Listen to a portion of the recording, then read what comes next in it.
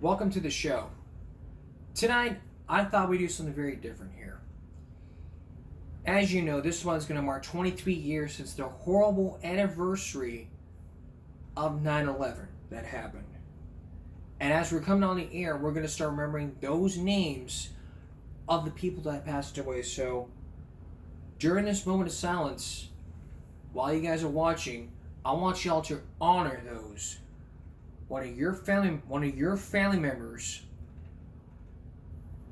your brothers, your sisters, your sons that died in that horrific incident back in 2001.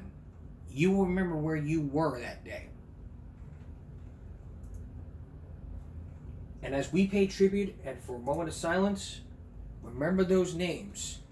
And for those that had their own YouTube channels, I want you to remember them in your hearts.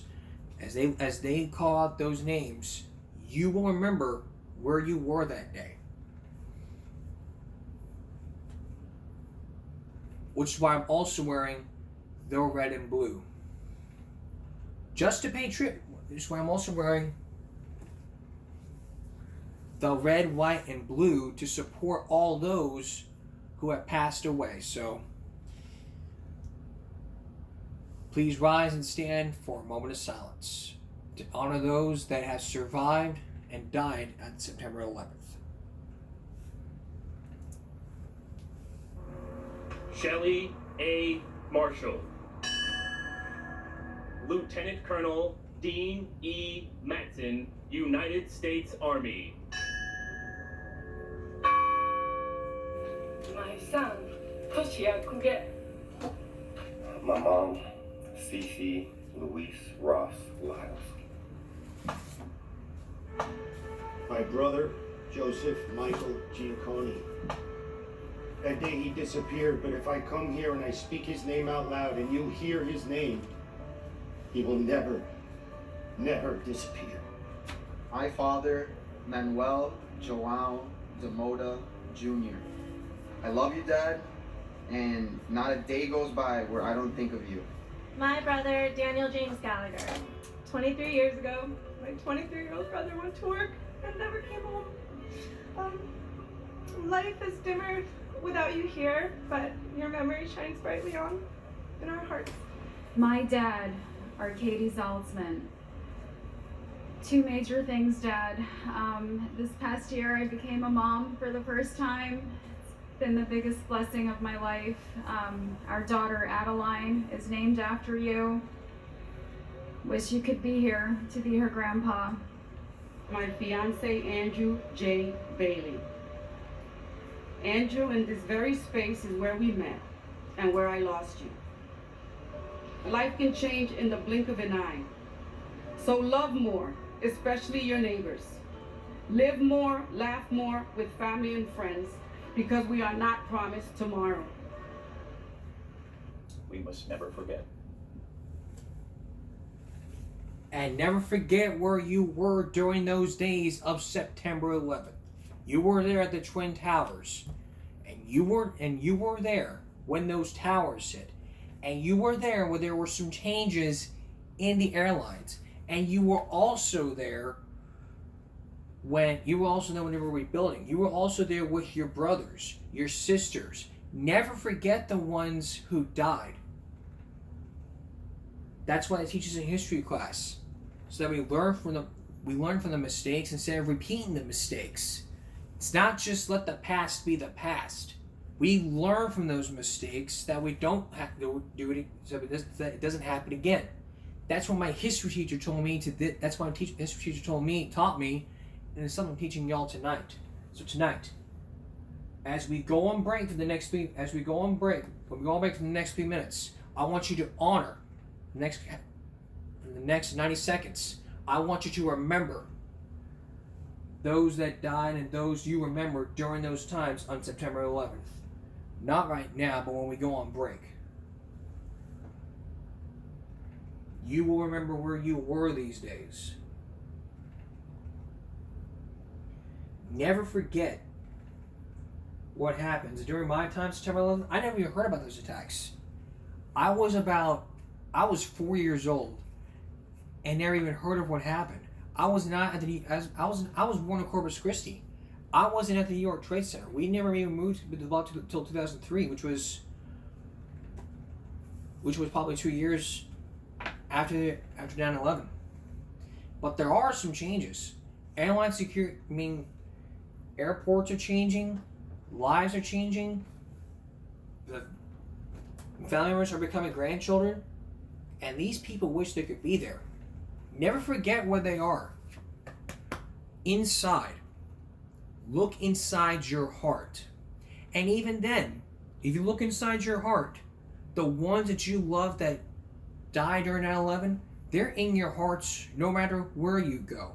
Whether you're in New York, Texas, wherever you moved from, that day is still in your hearts. So when you wear the red and blue, or the red, white, and blue, you're not only honoring the United States of America.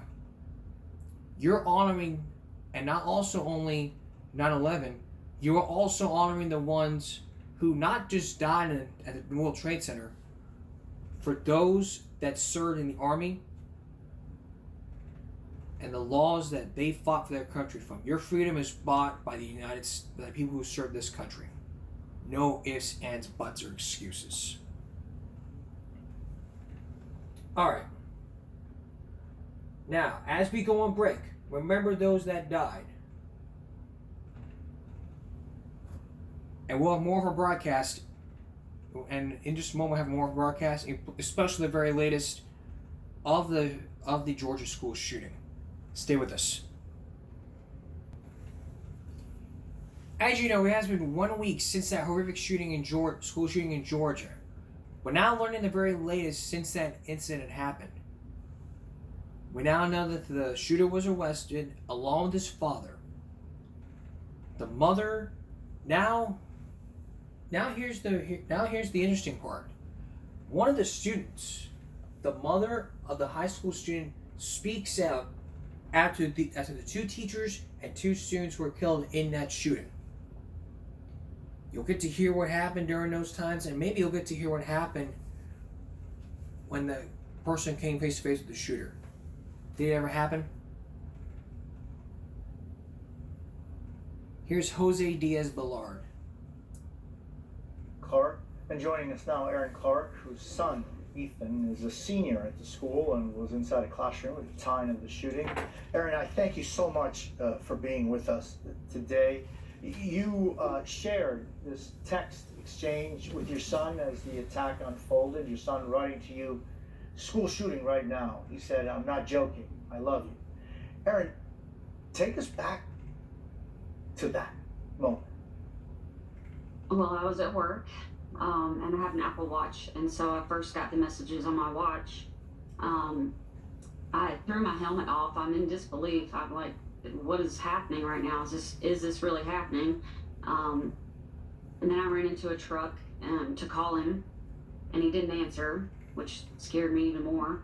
And then that's when I texted him and I just said, I'm leaving work, and I ran out of the warehouse and went straight to the school. I knew on the way that I wasn't going to be able to get to him right away or get to the school. As I was driving and I got closer to the school, there were ambulances and cops passing us. Parents had to park on the side of the road, and they started walking to the school because we couldn't get to the school. There were cars everywhere, all along the roads, blocking some of the roads if it was on a hill. And then once we got closer to the school, officers, they had big guns, and they had like tan clothing. I don't even know what branch they are, but they said they directed parents to go to the football field and stated that the students would be released there soon. And I just saw parents being reunited with their kids, hugging them, crying in relief that, you know, they laid eyes on them and they were able to hug them. It was heartbreaking, very heartbreaking. Yeah. Is it something that, I mean, I imagine, and I've spoken to parents who have actually lost their children, in these horrible instances. And one of the things that, I oftentimes hear is I just never thought it could happen here. And I'm just wondering, Winder is a Small. there's a small town feel to it in so many ways. It's only one of 2 schools in the whole area. Right. How do you process this? I'm still processing. I mean, every time I woke up last night while I was sleeping, I was like, whoa, this really happened. Today, I'm still in disbelief. It's just, I just keep shaking my head at it. Like, I cannot believe that this has happened. I talked to my daughter who graduated from there last year, yesterday, and she was like, Mom, I don't understand how Gwinnett County didn't have this before us. Like, they're bigger than we are. Bear County has come up lately over the last few years, but we're still considered, I think, a small county. It's just mind-blowing. Yeah. What did you tell your son, and how's he doing today, and what are some of the things, how do you think you can help your son going forward with this? Obviously you yourself and everything that you have had to deal with, and then just to think of those 4 people that aren't coming home. That's so sad. My heart breaks for those families. I'm fortunate that Ethan, he didn't witness, he didn't see the gunman, and he didn't see any blood or any of the poor victims. And I'm so heartbroken for the people that had to witness that, and then the families that, lost their loved ones. It's just horrible. Ethan is actually doing really well. I expected him to be in tears and a wreck when I got to him yesterday, but when I saw him on the bleachers, he was so calm and collected.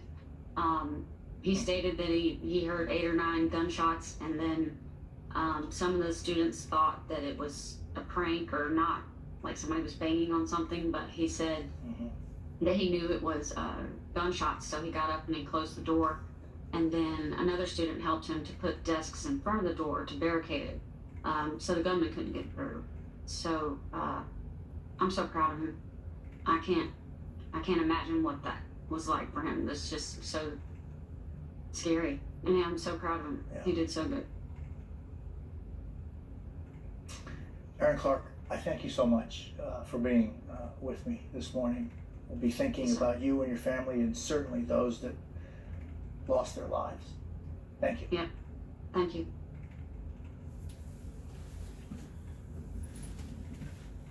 So this is what it's like. So now we know the text messages that happened.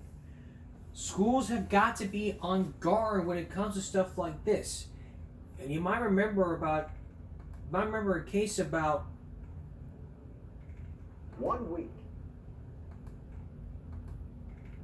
It's around 9 this morning. You might remember a student brought a gun in a backpack. And as you're about to hear, just watch this. It's around 9 this morning. It's around 9 this morning when this woman says she started getting texts from her loved one, a student at Finney Elementary. She was really concerned. She was worried. And she wasn't sure what was going on. The child was telling her a student had a gun in their backpack and the campus was on secure lockdown.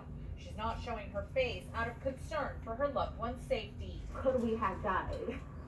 Could I've been shot or other kids been shot? And I understand that worry. She says the child saw a man in handcuffs. 2 girls walked out in distress, their belongings taken from the classroom. This was all open there for all the kids to see. School officials confirmed San Diego police placed the elementary school on secure campus after a gun was found in the backpack of a student. They say it was reportedly put in the backpack by an adult at the home by mistake. San Diego police was notified immediately. For her, it was a little traumatizing, which I'm sure would be for anyone. Some saw the commotion outside the school, capturing these images of a man in handcuffs surrounded by cops outside the school. The school says the gun was retrieved by SDPD, and when the incident was no longer deemed a threat, secure campus was lifted. Families who live near the school say they got notified hours later, sharing this letter with ABC 10 News. Notification they wish they had gotten sooner. The parents not given the opportunity to take their child out and be able to give that peace of mind to them was just not fair. Now, we did reach out to San Diego police to find out more about their investigation into this incident and whether the owner of the gun is going to face any consequences. But as of right now, we have not heard back. Reporting live from Finney Elementary, Laura Acevedo, ABC 10 News. There probably wouldn't be charges happening. If there were charges happening, then we'd be the first to tell you about in this broadcast. But there wasn't. That probably leads you to believe that more needs to be done here. I mean, in the case of that, what happened in Georgia, they would have found if they would have found that backpack, we wouldn't be here right now. We wouldn't be here right now. And safety concerns. We can't put safety aside. We want discipline and safety in our schools. Not seeing our kids going through the juvenile justice system for like very minor behavior that could be easily handled by a parent. And there are state laws saying you can't bring guns on school property. It's a simple law. Simple, simple, simple. Like toys. I mean, think about this. I mean, a toy is a toy, a piece of plastic. But whether or not it's plastic or not, it's still a gun. No ifs, ands, buts, or excuses about it. I understand where people are coming from. Like, a toy, a water gun's a gun. It's just water. But technically, it can be considered a weapon. Depending on how you look at it. Alright. You may be familiar with the story we showed you last season about daycare operators. Meaning daycare operators who were fired, had criminal records from years ago, and then they were licensed to care for children in daycare centers. Up next, there's something very similar happening in the homes. Daycare operators who have too many kids in their homes, and these operators that don't have the license suspended, but then they easily get the licenses from different states. Were they exemptions? Please stay with us. While I was scrolling through YouTube, looking through stories that we can focus in on during this season, it came across my mind while we were talking about this. What else can we do this season? And the thought occurred to me while I was watching an old Dr. Phil taping. The thought process came to my mind because I'm an uncle. And before we get to our next story, I want to let you know we got something very special coming up. This season is going to be titled Family First, where all throughout the season, like we did last season, we showed you a story all about disciplining your child. Disciplining your child. And we're also going to ask the question, what's a parent to do? Family first, the second. Basically, all stories about how to discipline your child, the terrible twos, sleep, etc. And even commando parenting. That's how we're going to do it. So family first, the second. So family first. That's going to be the theme throughout season 8. So be sure to start tuning in for. Make sure you start tuning into those stories throughout the season. All right. Speaking of which, you may remember last season we focused in on daycare operators who applied for licenses, but then didn't reveal facts to the state that they've had criminal records. Well, when I was scrolling through YouTube, I came across this video, which you're about to see, of an old Primetime Live episode all about the similar thing. And as I was doing this, I was thinking to myself, could this be very similar to the story? And then looking back at the episode, I thought to myself, it does. So, when you compare the story that we did last season to this story, which we're going to do tonight, there is a compare and contrast. So let's break it all down. To compare and contrast before we go on with the story. The middle here represents daycare operators. The compare section would be home. The the compare section would be daycare centers. The contrast section would be home. Both would fit under child care license. Daycare centers, more kids. Homes, less kids. So the thought occurred to me. Tonight, we're going to show you some home daycare operators that have violated state law and have violated the rules. And even then do not let they don't even let state inspectors go in. Now, before we start, I asked the owner of this video a couple weeks ago if I can use it for the episode. He said absolutely. So, Analog Oddies, thank you for allowing me to use your episode for this broadcast. And as added bonus, you get a special shout out in the description below. Here's Diane Sawyer.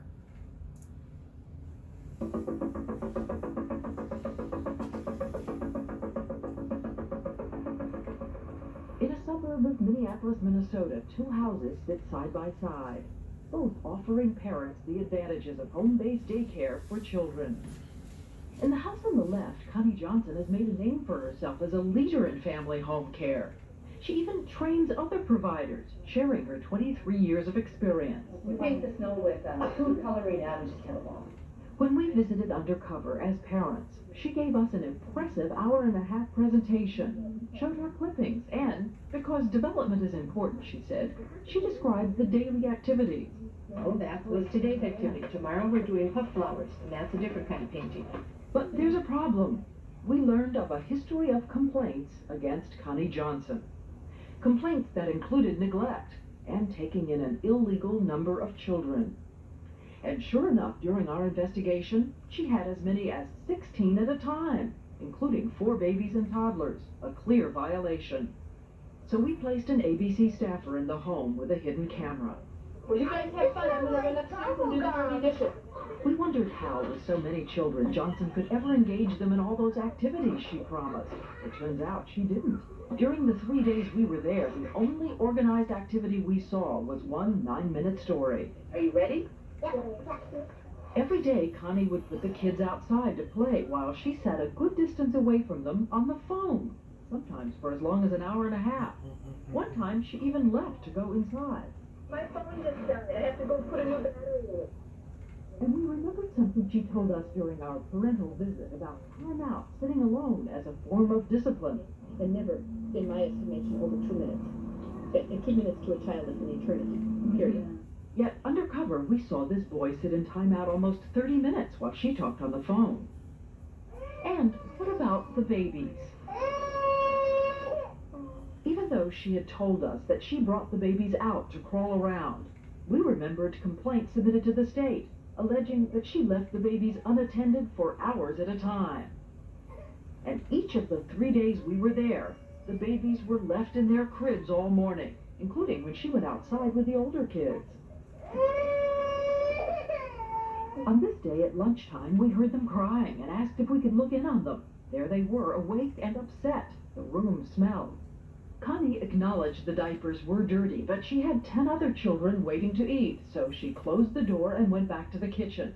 And then after lunch, she cleaned the kitchen, did the laundry, and read her mail before returning to the babies 3 hours later. For this entire day, the babies never left their cribs, nor did she take them out to play or change their diapers until she set them out for the parents' arrival. Even then, she didn't always monitor the babies. Look at the one on the left. So, if there are too many children in Connie Johnson's house, what about the house next door, where Sherry Grunwald has been caring for children for 7 years? When Primetime, posing as parents, asked about how many children she watched, it sounded like just a few.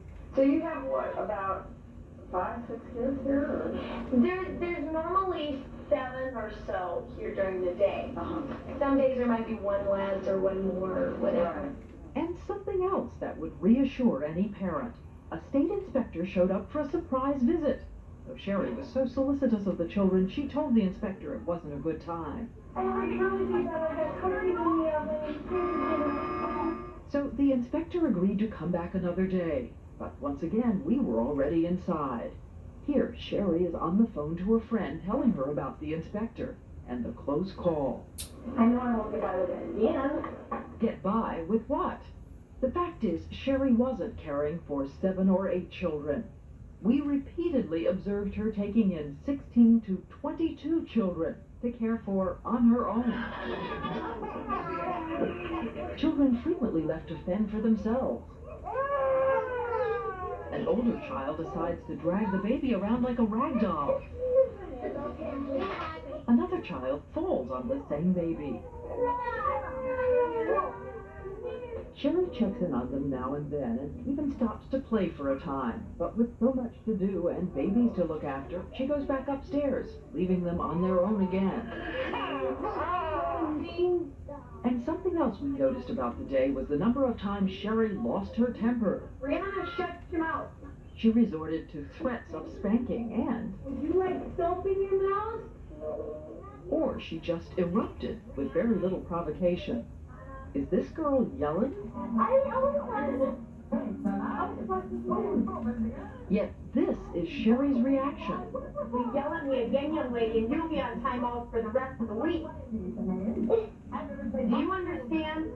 There's ways of responding, and then there's ways of not responding. You might get to yell at your mom and dad at home, but you don't yell at me here. Do you understand? Sherry put kids in timeout 11 to 13 times that day. What part of timeout can't you even understand? Some were in for up to an hour. Some were very young. Rebecca, you will be in a playpen after nap. You will not go outside today. The littlest girl in the room, Rebecca, seems particularly annoying to Sherry, even when she's only trying to play with a blanket. And take a look where Sherry sometimes puts toddlers. Rebecca was put there for punishment. A dimly lit storage room confined to a playpen with the door shut. A little boy told us it can be scary. There'll beast in there. By the end of the day, Sherry tells a friend on the phone she's at wit's end because of all the kids and the inspector at the door. I'm to the point right now that I'm so sick of my parents. I'm so sick of these kids that I almost said, hey, come here and knock yourself out. Count, look in closets. She also tells her friend she'll have to hide some of the kids the next time the inspector comes. I think I can put a couple of these I just don't make that first thing in the morning. Because then I'm really mental out. When you've got that many children, you have to look at them as a herd, as a litter, you can't think of them as individuals. Ellen Galensky is a national policy advisor on child care issues. Her organization issued a report examining 226 providers, outsiders, and relatives in 3 states. We found that 9% of the children were in child care arrangements in which they were growing and learning, in which they were really good for the children. 9%? 9%. And how many did you find were really potentially harmful to the child? 35%. Harmful emotionally, sometimes even physically. When the pie was old. This is Matthew Wildrick. It was his first day in the care of a registered family home provider in Houston, Texas. His mother, Leslie, was only going to leave him for a few hours. I remember very distinctly saying to David as we drove away, I don't want to leave him. I want to go back. I want to go get him.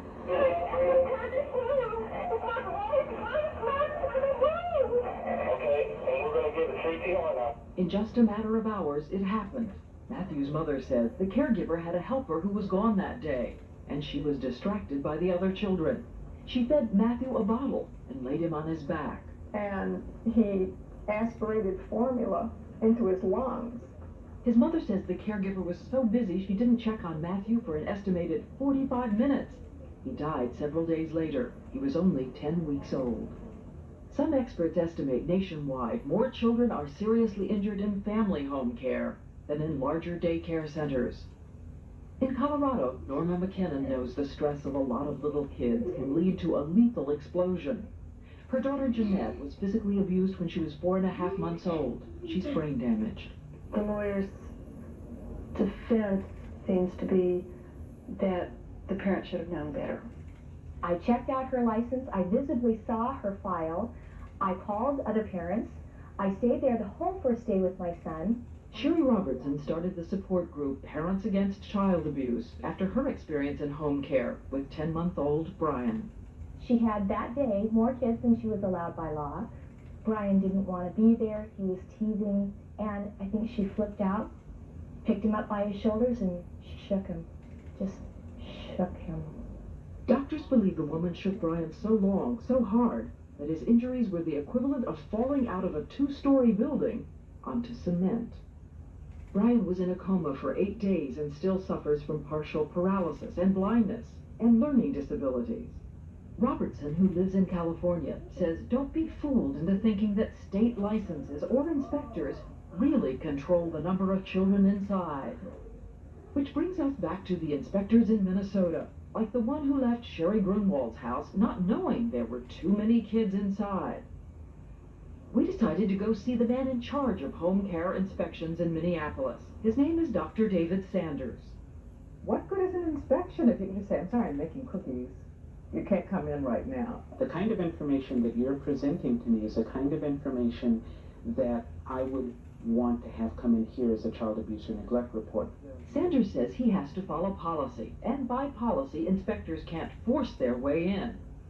But what about complaints like those about Connie Johnson?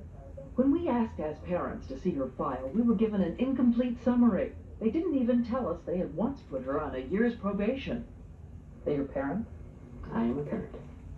As a parent, though, if you discovered you had been sending your child to a facility which had dozens of complaints in the file, wouldn't you be mad as hell? If I were in that kind of circumstance and there was information out there that I didn't have, I do think that that's terribly unfortunate, and parents need to have as much as they can in making that kind of decision. And when we went back and knocked on Sherry Grunwald's door, she told us that on its own the state had cited her for too many children. Then she admitted she was still over the limit, but said now she'd stop.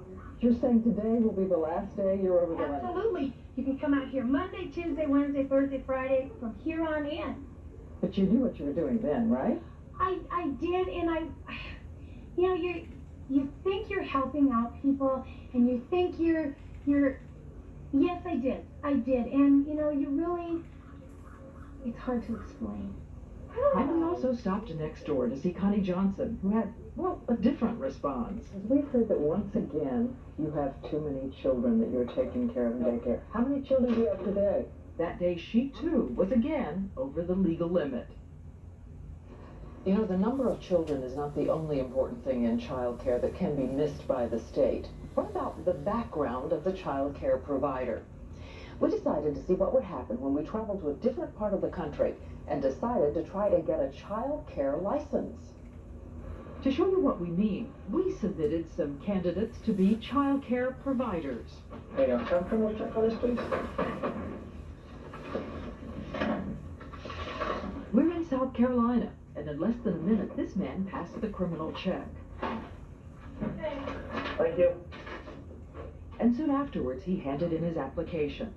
The state checked his references, but the calls took only about 30 seconds with questions like, what's his personality like? Is he clean around the house? And so he got his provisional license to care for up to 6 children, even though in another state, this man had been caught and convicted of dealing drugs. And a woman we submitted to be a caregiver also passed the criminal check and received a provisional license. Her crime?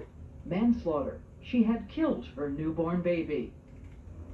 We're told South Carolina is about to toughen its criminal checks, but what about a state like Oregon, which claims to cross-reference criminal records state to state? Well, we got 3 felons registered there too. And something else, no one checked the safety of our locations. In Oregon, we were approved for home care at a mailbox, a railroad crossing, and a median strip. When we come back, this daycare home was supposed to be shut down by the state. Just wait until you see what happened when our hidden cameras paid a visit.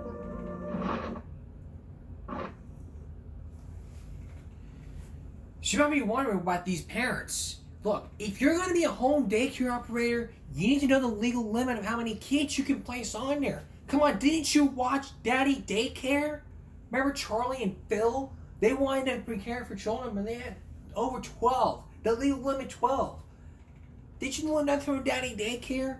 If you're going to be a home daycare operator, you need to know the legal limit of children you can have. If I were you before opening a home daycare operator, I would watch Daddy Daycare. If you do not have it, if it's not on Netflix, go on eBay, go on Amazon, get you a copy, watch it, come back here via feedback, and you'll thank me later. You will thank me later. When we come back, you're going to visit another daycare operator that would not only have over the legal limit, but would even allow stuff like we don't know what else to happen. So, yeah, please stay with us. Returning to our story. If you're familiar with last season, we focused in on daycare operators throughout the daycare centers who have gotten exemptions because of the crimes they committed in another state. We looked at Kentucky, Texas, Illinois, Florida, where bad rap sheets have happened. They've had criminal records, and they've been exempt from running daycare centers. But we're going back to Texas now because before that Dayland episode, this is where the law has changed. So if you commit another crime in another state, you could be. So if you live in Florida and you apply for a daycare center, when you committed crimes in Texas, you may be onto something. You may have found an illegal loophole. But could more be done? And why are these home daycare operators still in business when they've been shut down by the state? You're about to see records that could even have you looking suspiciously into yourself. Is more need to be done here? Again, Diane Sawyer. When we went to see this woman posing as parents, we knew that she had been shut down for watching too many kids. Your license was And she even showed us a certificate right there on the wall. So how did she get the document? Well, we learned that the bureaucracy is so confused that as one office was shutting her down, another renewed her certificate anyway. And what about this woman who said her home was like a registered place, she just didn't have the paper? And you don't have to have that. You don't have to have that. But under the law, she did need a license. She was watching 9 children. And what she didn't tell us was that she had been shut down for abuse, for severely bruising a child, which she denies. And there's this man, Jamie Arencia in Houston. After his license was revoked, he found a way around the system. He got a new license in the name of his son. But our undercover staffer who posed as a child noted that the son was rarely there, and Jamie told us he runs things.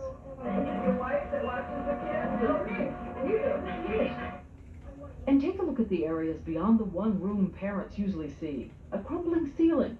That's not wallpaper on the walls, that's mold. There are electrical wires back where the children go. Bugs in the area where the food was prepared. And food was everywhere, like this cake on the couch. Mr. Arencia even sat on it. And this girl ate food off the dirty floor. And how attentive was Mr. Arencia? Well, when we came back to pick up our child one afternoon, we found the children were taking care of themselves, while Mr. Arencia was in front of the TV, sound asleep. How does an establishment that looks like that get by any inspection? It's clear that there are numerous violations of our standards just from the little bit of view we had there. This is Doug Sanders, head of the Texas Department of Protective and Regulatory Services. We also wanted to ask him about another caregiver, one who had fed a 14-month-old baby adult food. The baby choked. Instead of a Heimlich, she tried CPR. She did not clear the passageway, first of all. She blew the corn and spinach and rice deeper into his lungs. Jan Wilson's bubbly little boy, Michael, now 6 years old, has massive brain damage. It's hard because I have to see him like this. It's like when it happened, I took a deep breath in, and I have not yet exhaled. That's the best I can describe it.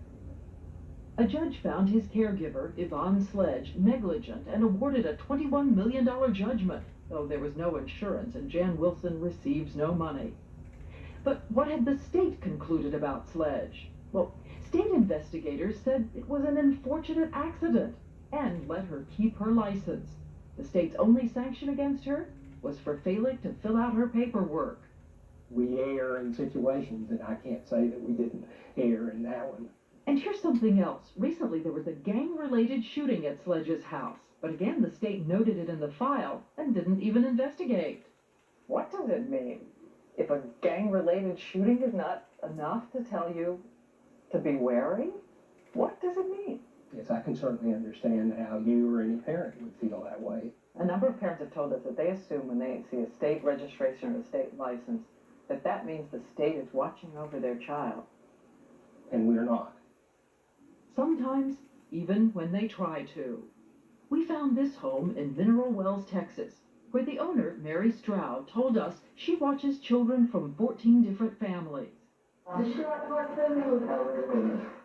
Stroud seemed like a sweet grandmotherly type when we posed as parents. These two boys began acting up in front of us. She gently corrected them. What you don't see about Mary Stroud is that she has been repeatedly cited for unsupervised care and for watching as many as 38 children. The state took away her license in 1988 and since then has taken her to court, fined her, even jailed her to try to keep her from operating illegally. And here's what our undercover camera discovered about Stroud when no parents were looking. Her demeanor changed. Get here, nigger. Right. Yeah, well, I'm fixed to stop it. The children ran wild while Stroud put on makeup, read the newspaper, and stayed in the kitchen.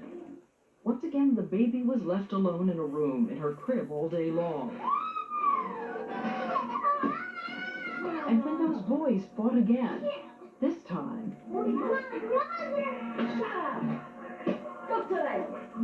Stroud followed the boy up the hallway and looked for something on the shelf. It was a strap.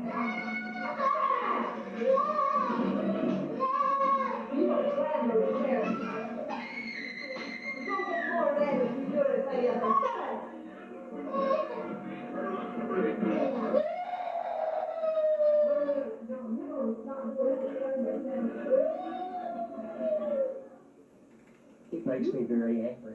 It makes me very angry to see that the children are having to suffer that way. A month ago, the state did issue another summons to Stroud, who evaded it by fleeing the state. We found her at her daughter's in Wenatchee, Washington. She told us the state has no business in someone's home. And what if she decides to go into business there? Once again, Sherry Robertson of Parents Against Child Abuse. Is there any way to cross-reference state to state and see who's done what? No. And the states don't want to do it.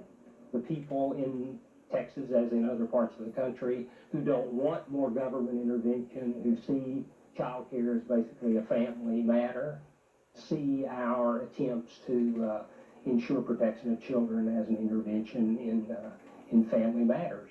I really think that if you find out that your legislator doesn't vote your way or doesn't vote for the way of the kids, get that person out of there. All it takes is a vote. Is this the system of a country that cares about children? No, I don't think we do. We really don't value children in this country.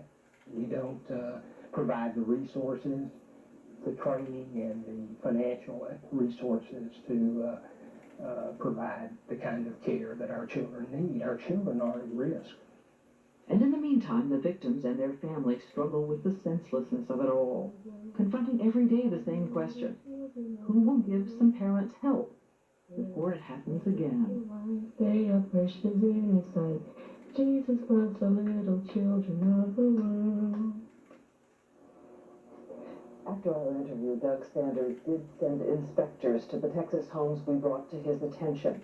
The license given to Jamie Orencia's son was taken away, and the state says it is being more vigilant in following up on caregivers whose licenses have been revoked to make sure that they are not bad business. Now, as we've said before, our things parents can do to take action. Make surprise visits and don't accept excuses about why it's not a good time. Go in anyway.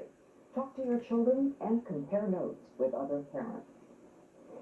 And now, moving on. And especially, do your homework. Don't drop your kids off at a daycare center or daycare home operator and say, okay, have a good day. You need to do your homework. I mean, think about this. If I was running a daycare operation here at home, I would pass all the records. I do not have a criminal record on me. You can cross-reference me. You can drug test me. You can put through a breathalyzer. I would not be alcohol in my system. I would pass a drug test. I would be around all kids. No ifs, ands, buts, excuses. I would be around all kids. No excuses. No ifs, no ands, no buts about it. I get it. I understand completely. But the things you have to be able to understand from perspective is, I mean, these people out there, y'all don't do your homework. You just sit there and drop your kids off without making surprise visits. Cross-reference. But you're doing it wrong. If your daycare presents suspicious, write a letter to your state. If you write a letter to your state, you too could even then realize what the hell's going on at your child's daycare center. Just talk to your child, look at references, and you'll get the gist of it. Did one school go too far into breaking the law in order to arrest a 5th grader? Next, the story that got even the state's attention. This 5th grader was arrested for assaulting a teacher, but there's a twist to the story. The school violated a new state law. When we return, you will see body cam footage of a 5th grader being arrested and a new law that senators say the school violated. Stay with us. As the new school year continues, we've been seeing countless stories about kids being arrested from all these different body cam footages. Especially the one that got most attention when a child was arrested for basically for acting up. And the child trying to get the handcuffs off himself, but they couldn't. But he couldn't. But for one child that you're about to meet, she was arrested as a special needs student. You will also get to see the body cam footage, and as well you'll meet the father. And you'll also meet the person that wrote the new law, which the father says they violated. We need to warn you. Some of what you're about to see is quite disturbing to watch. Here's Ginger Allen.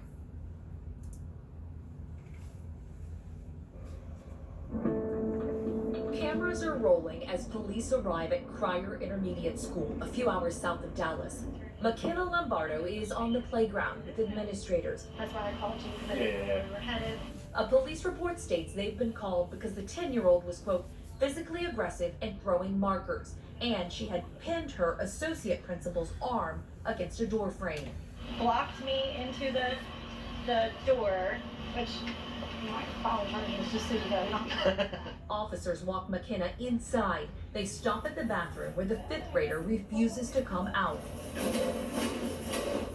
The situation escalates as McKenna starts to walk towards the door and then turns around. Don't fight me, Julie. Don't freaking fight me. Let's go. No, sir. Let's go. I'm not going. You'll come with me. Or we will go to juvenile. Okay, we will. Then let's go. Turn around, put your hands behind your back. No. Turn around, put your hands behind her back. Now you're resistant.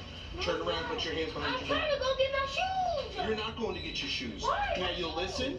You'll put your hands behind your back. I need to go get my shoes. I will get your shoes. Put your hands behind your back.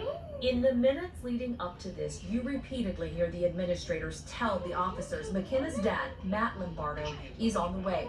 Lombardo says the school knew his daughter had autism. Medical documents provided by him show she is diagnosed with several disorders. Eventually, you see Lombardo outside, a former police officer himself, begging them to release McKenna from the squad car. If they'd like her to be released to me, please. Are you charging her right this second? If you're not charging her right now, are you charging her? She's detained, sir. Okay, you need to release her. No, sir. Next, you hear the Conroe ISD officer call the DA's office and discuss filing an assault on a public servant charge. She assaulted a teacher, slammed her into a wall. Lombardo eventually sees his daughter driven away in custody. He says he assumes she's assaulted an administrator until 1 week later, when he watches all of the video. My anger turned to rage. The No Kids in Cuff law, which passed following our investigation, states a peace officer may not restrain a student enrolled in 5th grade or below unless the student poses a serious risk of harm to the student or another person. Lombardo says the body cameras prove McKenna was not posing an immediate threat to herself or anyone at the time she was handcuffed. But this is what's even more upsetting to him. She assaulted you. She did assault me. Now she pinned me up against the door. Did she block the door and my arm happened to be there? It's conversations you hear about the incident back in the classroom before officers ever arrived. That's up to you, though, with the arm. If you want to do something like that, that's totally your call. I mean, if it'll help. Lombardo believes the officers repeatedly coerced the teachers as they discussed whether charges should be filed against McKenna. Did you think about that? I felt stupid doing that. I've seen you way less. I've seen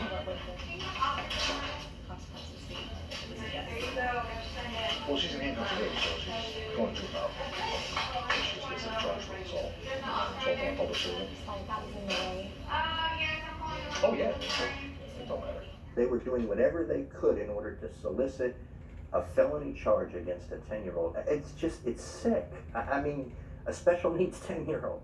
3 days after the arrest, a second staff member files another assault report stating during the bathroom incident, McKenna, quote, slammed her hands and body into the dispenser, injuring the woman's hand. She states, I yelped because it hurt. I didn't hear her yelp. I didn't hear any injuries that would have been sustained that would be consistent with what was depicted in the police report, to include all the photographs. We took the pictures, reports, and video to the advocacy group which brought the No Kids in Cuff bill to Austin last year, and to the senator who wrote it. The school should have determined whether there was other alternatives other than putting a 5th grader, a 10-year-old in handcuffs. In this situation, she wasn't posing a danger to herself or anyone else at that point in time. And it appears as though, based on looking at the video, the justification was made up after the fact. Sounds like an assault of a local business. Do it? It will. It'll help. What really perturbed me was a teacher was being pressured. The pressure that we saw came from the officer. It goes counter to their values, and it was very disappointing to see.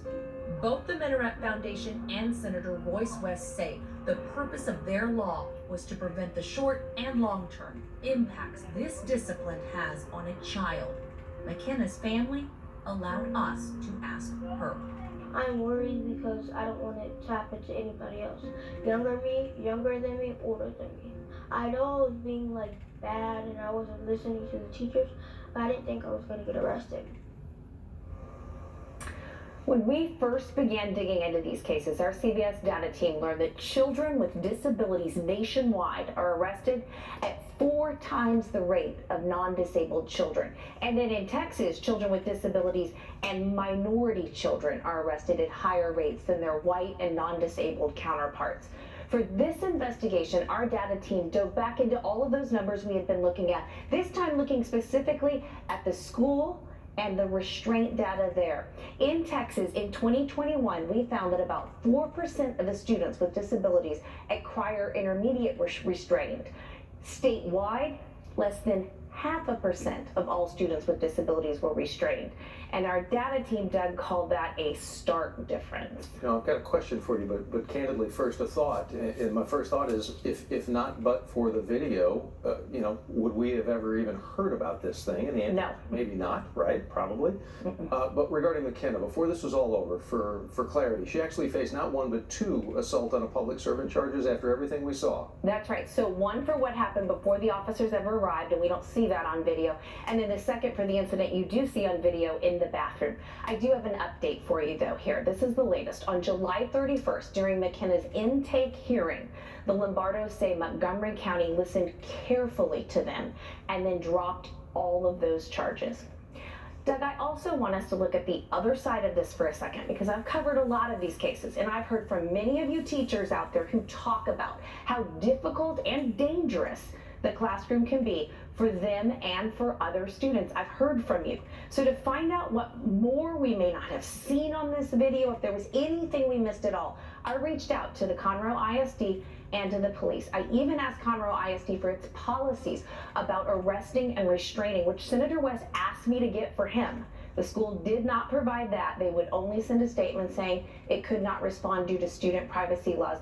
And I still haven't heard from Conroe ISD police. Well, you made the calls, you gave the opportunity to reach out and to hear the other side, and that's what we do. Ginger Allen, I-Team, thank you so much. What does the policy have to do with student privacy laws? Look, it seems clear to me the school violated Section 37.0021 of the Education Code. Okay. Statutes. Go to this website here. The state website. Code. Education Code. 37.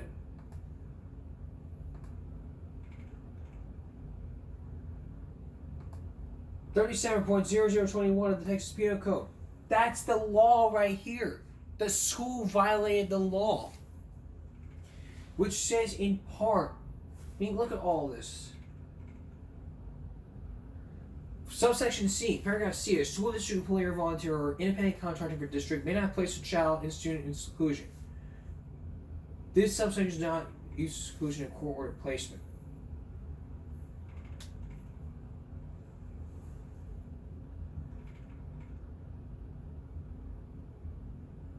It's the policy of the state to treat with dignity and respect all students, including the students with disabilities, who shall receive special education services under Subchapter A, Chapter 29. A student with disability who receives special education services under Subchapter A29 may not be confined to a locked box, locked house, or other specially designed locked space as either discipline management or project behavior or management technique. I mean, putting handcuffs to the child is not discipline. Throwing them in juvie, if they present a harm to the staff member, then that's a good reason. You don't throw somebody in cuffs and then just call it a day. Now, who needs to be retrained here? Those 2 staff members. As a matter of fact, the whole district needs to come to an emergency board meeting, sit down, look at this story and say, you know what? We've missed the mark. We have missed the mark. We need to retrain all the staff members. We need to retrain with all our police school officers and say, look, this is the new law put in place. And, I mean, look, restraint means the use of physical force, mental, of mechanical device significantly restrict free movement and portion. This is the third.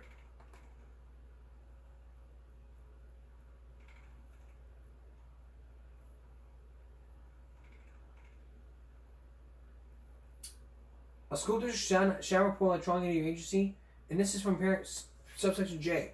A peace officer performing law enforcement duties as school security personnel for security related duties on school property, or as a school sponsor of school related may not restrain the use of a chemical, area spray, or taser on a student enrolled in 5th grade or below, unless the student poses serious risk of harm to the student or other person.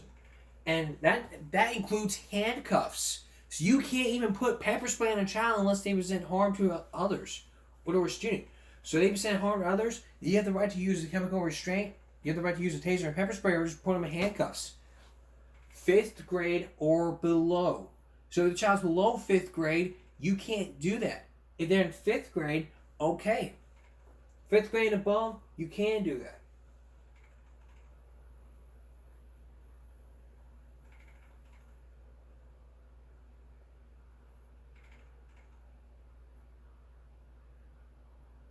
I mean, all this is all under section 37.0021 of the Education Code, which is the No Kids in Cuffs law. They wrote the law, and not every school district has known about it. All they want to do is just wash their hands in it and say, we don't care. It's just cover up. You wash your hands in it, you cover it up and say, we don't care. You need to start caring. That's your school right there. You guys are sitting there saying, well, we don't want to give you the policies. We know what you're going to do. We try our best. We're going to continue doing our best. And we think would be best if you stay out of it. There's no need to stay out of it. You might tell the same thing to me. I'm not going to stay out of this. Y'all violated the law.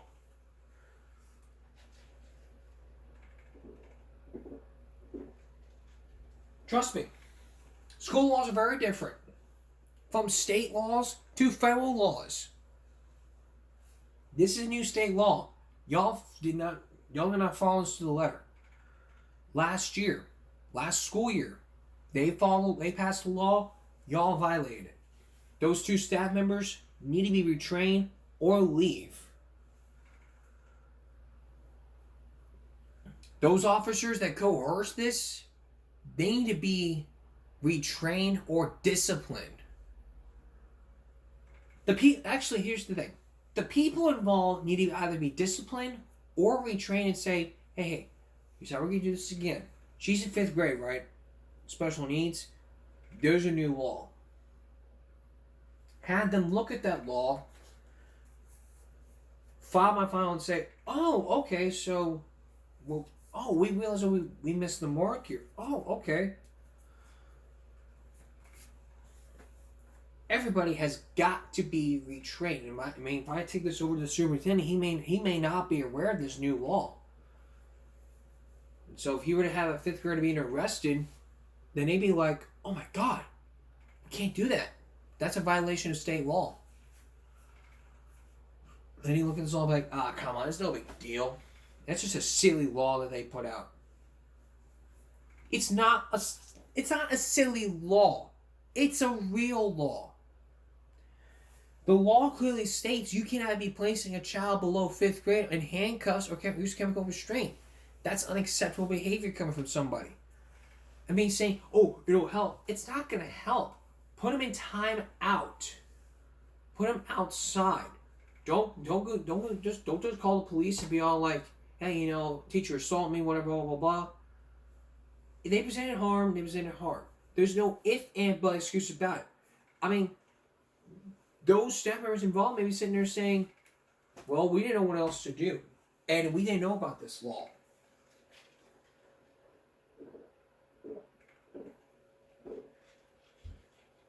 Had the law been put in place, those officers would have sat there and said, sorry. I mean, she was in 5th grade. Sorry, because of this new law, we can't do anything about it. And the officers went on their way. Did you put every time out? We did. Has it helped? Yes. And they'll be on their way. So in this case, all this, y'all violated the law. There's no doubt in my mind that you violated the law. Take this note. 37.0021. Write it down. Say it with me. Section 37.0021 of the Education Code. Use of confinement, restraint, seclusion, and timeout. All of this. Read this. Superintendents, hold your emergency board meetings. Look at this. Talk to everybody.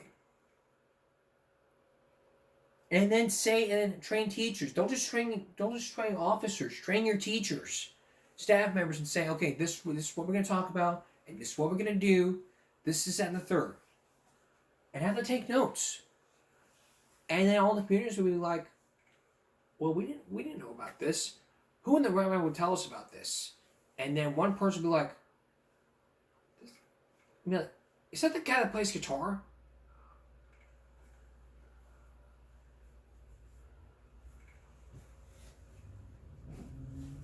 Because I'm very passionate about your child. And I really don't want to see stuff like this happening because it's all over the body cam footages that we see. And clearly, I don't want this ever happening to anyone's child. And if it does happen and appears on the news, we'll let you know here in Texas. So that was one of the school districts that have ever violated the law. If it happens again in any other state, we'll let you know. We're going to take a break. We'll be right back. Forgot to mention, again, go to the website for the state of Texas at www.statutes.capital.texas.gov. Click on Education Code. Click on Chapter 37. Then click on Section 37.0021 of the Education Code. That's where you want to start on that law because that's where all that bill runs. You look at it and read it line by line and say, this is all right.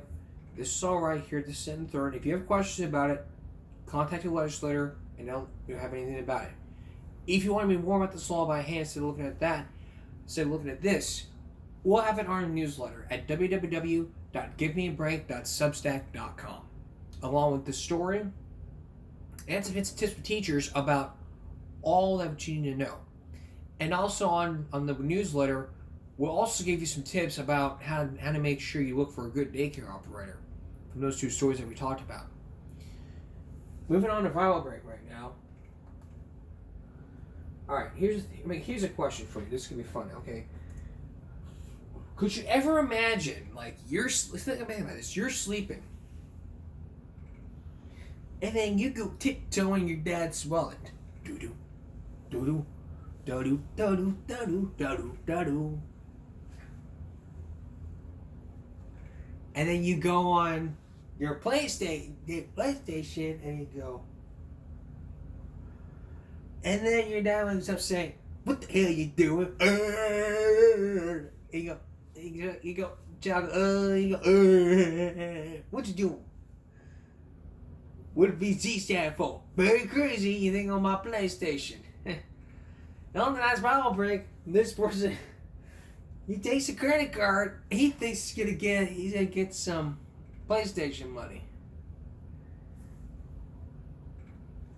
Take a look at this.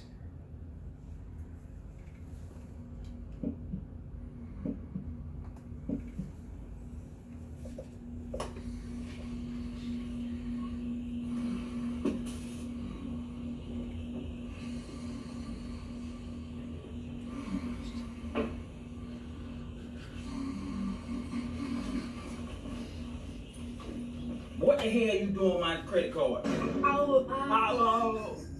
was buying VC. What the hell is VC? What VC stand for? I don't know. I know. Very crazy if you think I can spend my real money on some fake money on PlayStation. And why my wallet on the floor? I'm trying to get some sleep and you over here going through my wallet and getting everything. I can go back to sleep and don't touch nothing that don't belong to you.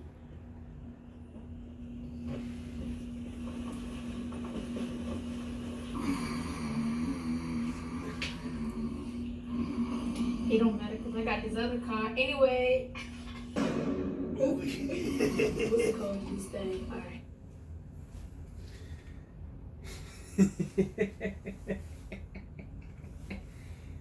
That's pretty funny. Well, alright here. What we learned today, kids? Here's what we learned today.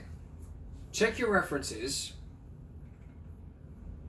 Never, if you have questions about the law, contact the legislator.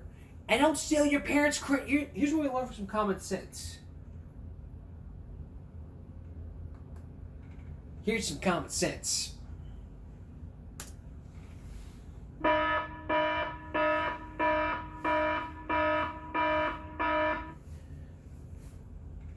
Number one, never drop your kid off at a daycare center, or home without first checking references. Not just from a friend, but from the daycare operator. Make surprise visits. Second, never, if there's a state law saying you can't arrest a fifth grader below, don't arrest a fifth grader. And thirdly, don't go sneaking into your parents' wallet without. Don't you dare get your don't you dare get your mom and daddy credit card without ever asking them. That's just acceptable for behavior. Otherwise, I mean, you would get. It's very crazy. You think you're spending your daddy's will money on PlayStation. So video games always do. You can't always get refunds for Fortnite, but not Y2K. Not 2K, the basketball game. It's just.